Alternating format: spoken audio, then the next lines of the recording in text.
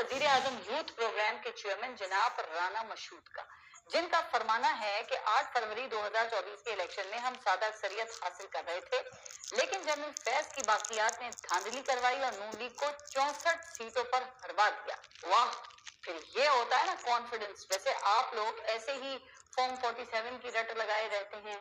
राना मशहूद ने तो देखे ना आपका मसला जड़ से ही खत्म कर दिया है, बल्कि यूं कहें कि टोपी ही उल्टी घुमा दी है। लेकिन राना साहब की बदकिस्मती के झूठ के पाँव नहीं होते ना, और सिर्फ पाँव ही नहीं बल्कि कोई और उजू भी नहीं होता सिवाय जबान के, जो बड़ी ढिठाई, बेशर्मी और बेहयाई से चलती है। अब जरा अंदाजा करें कि जिस रजीम ने फॉर्म 47 की वारदात छुपाने के लिए गुज़िश्ता 2.5 सालों में कोई हरबा नहीं छोड़ा, आइन और कानून का हुलिया तक बिगाड़ कर रख दिया है, और फिर इस खुली बेईमानी पर पर्दा डालने के लिए निजाम इंसाफ की बुनियादें भी हिला दी हैं, तो आप जरा इस हुकूमत के नुमाइंदे की हिम्मत तो चेक करें कि खुलम खुला अवाम की आंखों में वो धूल मट्टी झोंक रहा है।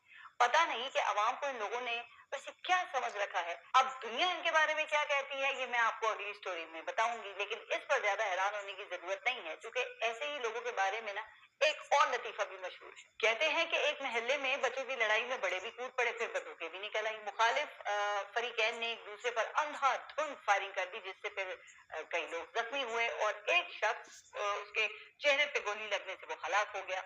लोग लवाहिकीन से इजहार ताजियत करने लगे, जिनमें एक सियासतदान भी शामिल था। अच्छा, बाकी सब ताजियत कर रहे हैं और सियासतदान कहने लगा कि शुक्र करो गोली चेहरे पे लगी है, आंख पे नहीं लगी, वरना मरहूम काना हो जाता।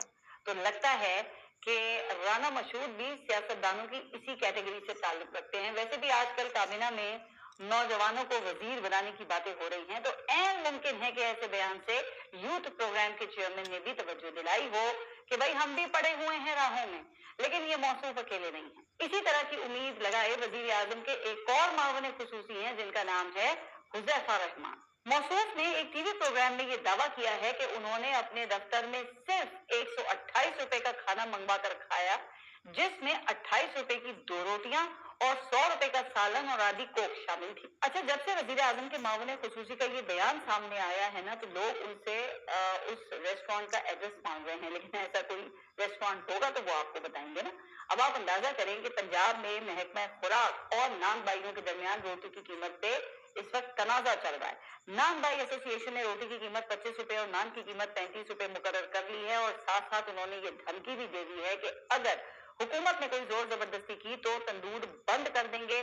इसी तरह फिर इस्लामाबाद में भी रोटी की कीमत वो 25 रुपए हो चुकी है, लेकिन हुज़ैफा रहमान को 28 रुपए में 2 रोटियां मिल गई। हालांकि आप किसी खोखे पर भी जाए ना तो 60-70 रुपए से कम में चाय का कप नहीं मिलता है, लेकिन मौसूफ ने सालन और कोक वो भी 100 रुपए में हासिल करी। कमाल नहीं हो गया।